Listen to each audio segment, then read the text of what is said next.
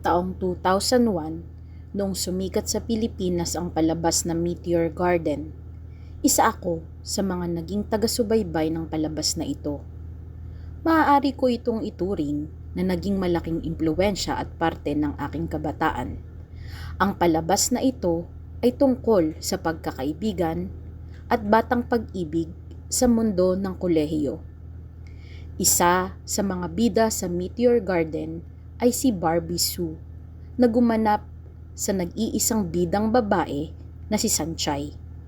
Minahal at patuloy na sinuportahan ng milyon-milyong fans kasama na ang mga Pilipino si Barbie. Ang buhay ni Barbie, isa sa pinakasikat na aktres sa Taiwan at sa buong mundo, ay puno ng tagumpay, pag-ibig, paghihirap at mga misteryo. Mula sa kanyang pagiging bata hanggang sa kanyang pagiging ina, ang kanyang buhay ay parang isang teleserye, hindi mo alam kung saan hahantong ang susunod na eksena. Ngunit sa likod ng kanyang mga ngiti at tagumpay, mayroong mga luha at hirap na hindi natin nakikita. Ito ang kwento ni Barbie Sue, ang kanyang buhay, pag-ibig, at mga misteryo na bumabalot sa kanyang pagkamatay.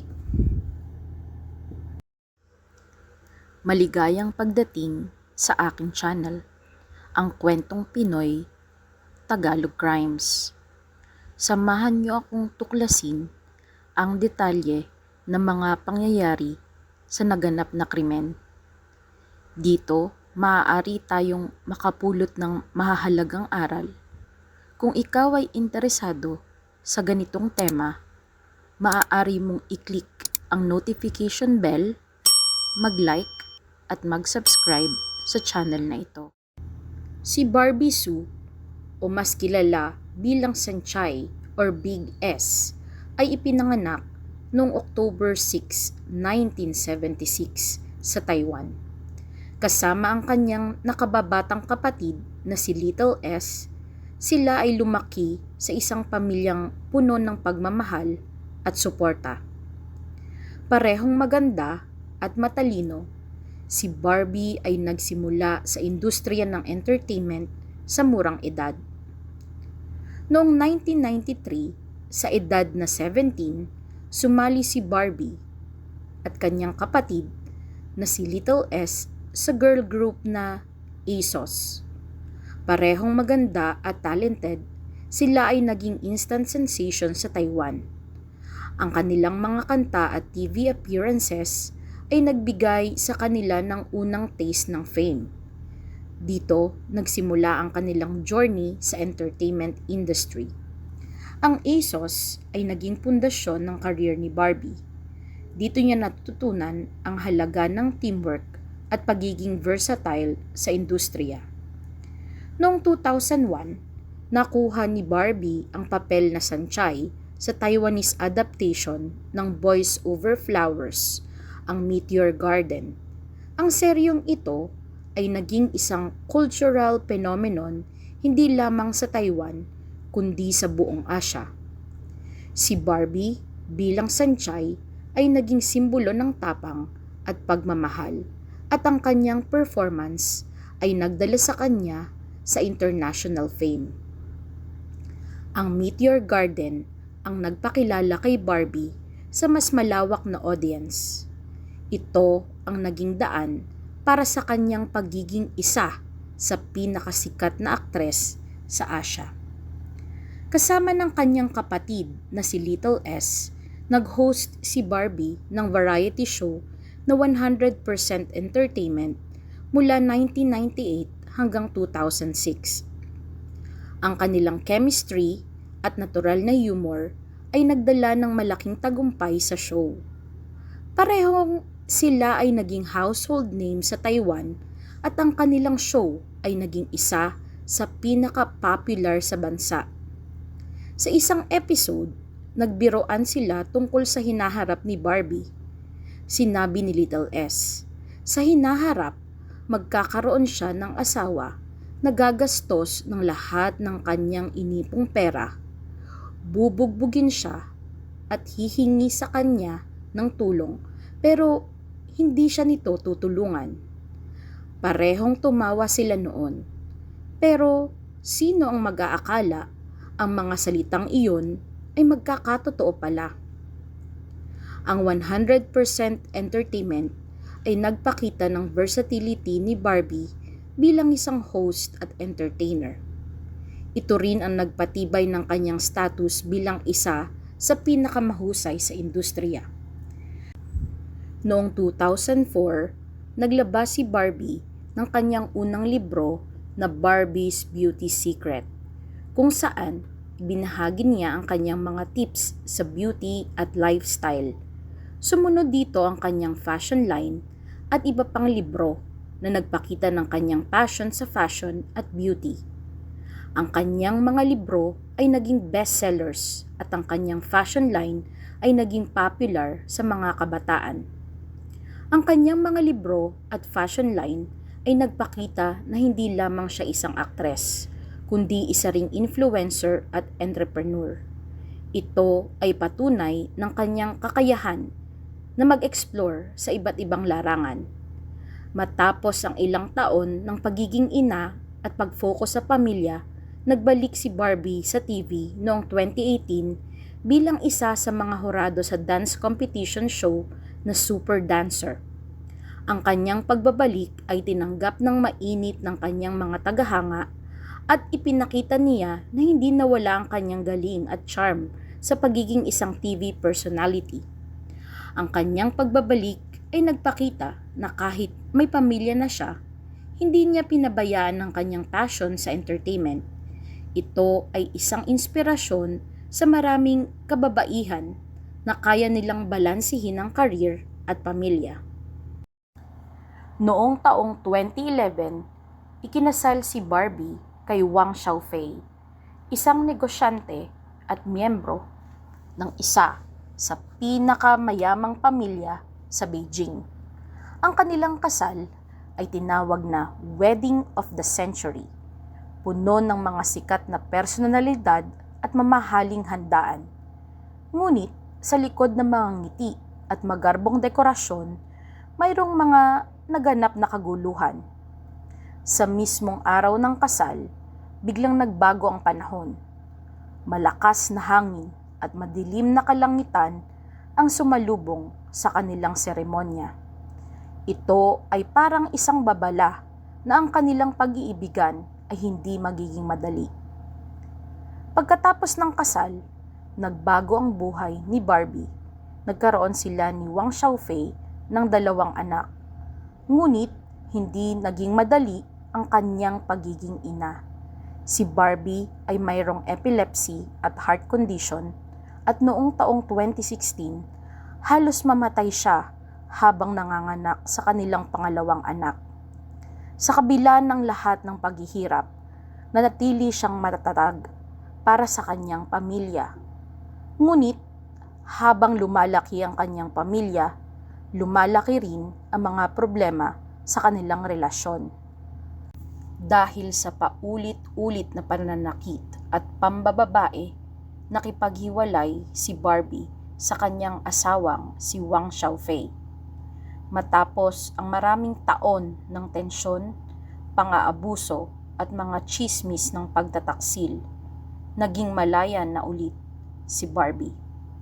Sa kabila ng lahat, hindi nagtagal ay muling nagmahal si Barbie.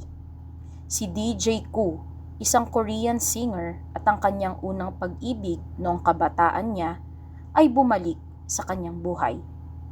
Dahil sa malalim na pagkakaunawaan at pagmamahalan sa isa't isa, sila ay nagpakasal noong taong 2022. Para kay Barbie, ito ay isang bagong simula ng isang pag-ibig na puno ng pag-uunawa at pagmamahal. Ngunit ang masayang kabanata ng kanyang buhay ay biglang natapos noong February 2025. Si Barbie ay namatay sa Japan dahil sa komplikasyon ng flu at pneumonia. Ang kanyang pagkamatay ay nagdulot ng malaking kalungkutan sa kanyang pamilya at mga tagahanga. Ngunit kasabay ng pagluluksa, lumabas ang mga tsismis at conspiracy tungkol sa kanyang pagkamatay. May mga nagsasabing may kinalaman ng kanyang unang asawa at biyanan sa kanyang pagkamatay. May mga tsismis tungkol sa life insurance at mga lihim na motibo. Ngunit sa kabila ng lahat, ang pamilya ni Barbie ay nanindigan na ang kanyang pagkamatay ay natural at walang kinalaman sa sinuman. Ang pagkamatay ni Barbie Sue noong February 2025 ay nagdulot ng malaking kalungkutan sa buong Taiwan at sa buong mundo. Noong January 2025, nagdesisyon ng pamilya ni Barbie na magbakasyon sa Japan para ipagdiwang ang Chinese New Year. Parehong kasama niya ang kanyang asawa na si DJ Koo, ang kanyang kapatid na si Little S at ang kanilang mga magulang. Ngunit bago sila umalis ng Taiwan, si Barbie ay nakaramdam na ng hindi magandang pakiramdam. May lagnat at ubo siya, pero hindi ito naging hadlang para sa kanyang pag-alis. Akala nila ito ay isang simpleng sipon lamang. Pagdating sa Japan, lumala ang kanyang kondisyon. Noong January 30, siya ay may lagnat at masama na ang pakiramdam. Sa halip na magpahinga, sumama pa rin siya sa kanyang pamilya sa isang hot spring o onsen na akala nila ay makakatulong sa kanyang kalusugan. Ngunit sa halip na gumaling, lalo lang lumala ang kanyang pakiramdam. Noong January 31, hindi na makayanan ni Barbie ang sakit na nararamdaman. Agad siyang dinala sa ospital, kung saan sinabi ng mga doktor na siya ay may influenza at pneumonia. Bagamat sinabihan siya na siya ay okay lang, ang kanyang oxygen levels ay bumaba sa 89%, na mas mababa sa normal na 95 to 100%. Ibig sabihin, hindi sapat ang oxygen na nakukuha ng kanyang katawan. Kahit na binigyan siya ng gamot, hindi ito naging sapat para mapabuti ang kanyang kalagayan. Sa gabi ng February 1, biglang bumagsak ang kanyang kondisyon. Agad siyang dinala sa emergency room kung saan sinubukan ng mga doktor na iligtas siya. Ngunit sa kabila ng lahat ng pagsisikap, si Barbie ay pumanaw sa madaling araw ng February 2, 2025 sa ganap na alas 7 ng umaga. Ang kanyang pagkamatay ay dulot ng komplikasyon mula sa influenza at pneumonia. Pagkatapos ng kanyang pagkamatay, ang kanyang mga labi ay sinunog at dinala pabalik sa Taiwan sa isang private jet noong February 5, 2025. Ang kanyang pamilya kasama si DJ Koo ay bumalik sa Taiwan para maghanda ng isang simpleng seremonya. Ayon sa kanyang kapatid na si Little S, nais ni Barbie na maging masaya ang kanyang pagpamamaalam kaya't walang tradisyonal na libing na naganap. Sa halip, ang kanyang mga tagahanga ay nagsuot ng color pink, ang paboritong color ni Barbie, bilang pakikiramay at paggunita sa kanya. Sa huling mga araw ni Barbie, siya ay puno ng pagmamahal at pasasalamat. Sinabi niya na kung sakaling dumating ang araw na kailangan niyang magpaalam, nais niya na ito ay isang masayang pamamaalam. Walang luha, puno ng tawanan at masarap ang pagkain. Ngunit sa kabila ng kanyang hiling, ang kanyang pagkamatay ay nagdulot ng malalim na kalungkutan sa lahat ng nagmamahal sa kanya. Kasabay ng pagluluksa, lumabas ang mga chismis at conspiracy tungkol sa kanyang pagkamatay. May mga nagsasabing may kinalaman ng kanyang unang asawa na si Wang Xiaofei at ang kanyang biyanan sa kanyang pagkamatay. May mga chismis tungkol sa life insurance at mga lihim na motibo. Ngunit ang pamilya ni Barbie ay nanindigan na ang kanyang pagkamatay ay natural at walang kinalaman sa sinuman. Ang buhay ni Barbie Sue kasama ang kanyang asawa na si Wang Xiaofei at ang kanyang biyanan ay hindi naging madali. Sa kabila ng yaman at kasikatan, maraming beses na siya ay napahamak at nasaktan ng dalawang taong dapat sana ay nagmahal at nag-alaga sa kanya. Narito ang 5 halimbawa kung bakit masasabing hindi maganda ang pagtrato nila kay Barbie. Una, pagkontrol sa pagkain at kalusugan ni Barbie. Isa sa mga unang red flag sa relasyon ni na Barbie at Wang Xiaofei ay ang sobrang pagkontrol ni Wang sa pagkain at kalusugan ni Barbie. Noong sila ay nagbakasyon sa Korea, ipinagbawal ni Wang kay Barbie na kumain ng kanin kahit na ito ay bahagi ng tradisyon sa Korean barbecue. Sinabi ni Barbie sa isang interview na kung gusto niya ng kanin, kukuhanin ni Wang ang kanin at tatanggalin ang halos lahat ng laman. Iiwan lamang ng isang kutsarita para kay Barbie. Ito ay dahil sa obsession ni Wang sa pagpapanatili ng payat at perpektong itsura ni Barbie kahit na alam niyang may history ng anorexia si Barbie. Ang ganitong pag-uugali ay nagpapakita ng sobrang kontrol at kawalan ng respeto sa kalusugan at desisyon ni Barbie. Sa halip na suportahan siya, ginawa siyang mas vulnerable sa kanyang mga insecurities. Pangalawa, pagpapahiya sa kasal. Sa mismong araw ng kanilang kasal, noong taong 2011, nagpakita ng masamang ugali ang biyanan ni Barbie na si Zhang Lan. Sa gitna ng seremonya, biglang nag-outfit change si Zhang Lan at lumabas na nakasuot ng isang napaka-sexy at halos transparent na damit. Pagkatapos, tumungo siya sa entablado at umalis ng walang paalam.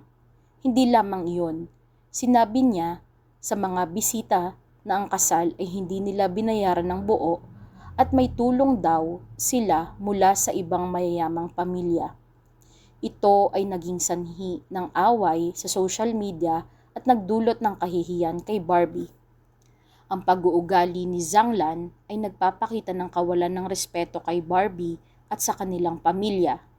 Sa halip na maging masaya at mapayapa ang kasal, ginawa niya itong tungkol sa kanyang sarili at sa kanilang yaman. Pangatlo, pagpapalabas ng mga sikreto sa live stream.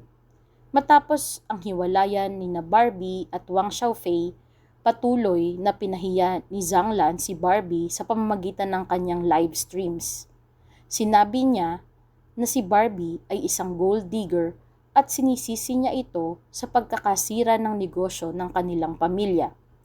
Hindi lamang yun, nag-share pa siya ng mga personal na detalye tungkol sa buhay ni Barbie, kabilang ang tungkol sa kanyang mga gamot at kalusugan na dapat sana ay manatiling pribado. Ang pagpapalabas ng mga sikreto ni Barbie ay isang malinaw na pag-atake sa kanyang dignidad at pagkatao. Ginamit ni Zhang Lan ang kanyang platform para sirain si Barbie at protektahan ang imahe ng kanyang anak, kahit na siya mismo ang may kasalanan sa pagkasira ng kanilang relasyon. Pag-apat, paggamit sa mga bata para makapanira. Matapos ang hiwalayan, ginamit ni Wang Xiaofei ang kanilang mga anak para makapanira kay Barbie. Sinabi niya na hindi niya makikita ang mga bata ng matagal dahil sa mga desisyon ni Barbie. Ngunit sa totoo lamang, si Wang mismo ang hindi nag-effort na makasama ang kanyang mga anak.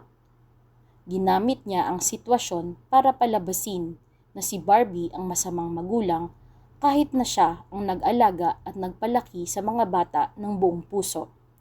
Ang paggamit ng mga bata bilang sandata sa isang manipulative at masamang paraan para sirain si Barbie. Ito ay nagpapakita ng kawalan ng pagmamahal at respeto hindi lamang kay Barbie kundi pati na rin sa kanilang mga anak. Panglima, pagpapakalat ng maling impormasyon pagkatapos ng kamatayan ni Barbie. Pagkatapos ng pagkamatay ni Barbie noong February 2025, patuloy na ipinahiya ni Zhang Lan at Wang Xiaofei ang kanyang alaala. Nagpakalat sila ng maling impormasyon na sila raw ang nagbayad ng private jet para dalhin ang labi ni Barbie pabalik ng Taiwan. Ngunit sa totoo lamang, ang pamilya ni Barbie ang nag-arrange at nagbayad nito. Ginamit nila ang trahedya para magmukhang bayani at magkaroon ng simpatya mula sa publiko. Ang pagpapakalat ng maling impormasyon ay isang malinaw na pagtatangka para siraan ang pamilya ni Barbie at magpakita ng mabuting imahe sa publiko. Ito ay isang manipulative at mapang-abusong paraan para kontrolin ang narrative at takpan ang kanilang pagkakamali. Ang buhay ni Barbie Sue ay puno ng aral na maaaring magsilbing inspirasyon sa maraming tao.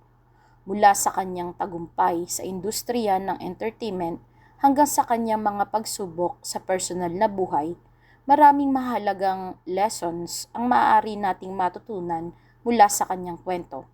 Narito ang 3 mahalagang aral na iniwan ni Barbie sa atin. Una, ang halaga ng pagiging matatag sa gitna ng pagsubok.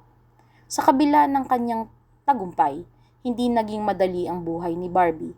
Siya ay nakaranas ng mga pagsubok sa kanyang personal na buhay, kabilang ang isang toxic na relasyon at hiwalayan sa kanyang unang asawa na si Wang Xiaofei. Ngunit sa halip na sumuko, nananatili siyang matatag at nagpatuloy sa kanyang buhay para sa kanyang mga anak at sa kanyang sarili. Ang kanyang katatagan ay nagturo sa atin na kahit gaano kahirap ang sitwasyon, mayroon pa ring pag-asa. Ang pagiging matatag ay hindi nangangahulugan ng hindi pag-iyak o pagiging perpekto, kundi ang pagbangon mula sa mga pagsubok at pagharap sa buhay ng may tapang. Pangalawa, ang pagmamahal sa pamilya ay hindi dapat ikompormiso. Isa sa pinakamahalagang bahagi ng buhay ni Barbie ay ang kanyang pamilya. Kahit na abala siya sa kanyang career, hindi niya kailanman pinabayaan ang kanyang mga anak at kapatid. Siya ay naging isang mabuting ina at kapatid na handang magsakripisyo para sa kanilang kapakanan. Ang kanyang dedikasyon sa kanyang pamilya ay nagpapakita na ang tunay na tagumpay ay hindi lamang nasusukat sa yaman at kasikatan, kundi sa pagmamahal at suporta na ibinibigay natin sa ating mga mahal sa buhay. Ang pamilya ay dapat palaging nasa unang lugar. Pangatlo, ang pagiging totoo sa sarili. Sa kanyang career, hindi nagpanggap si Barbie na iba ang kanyang personalidad.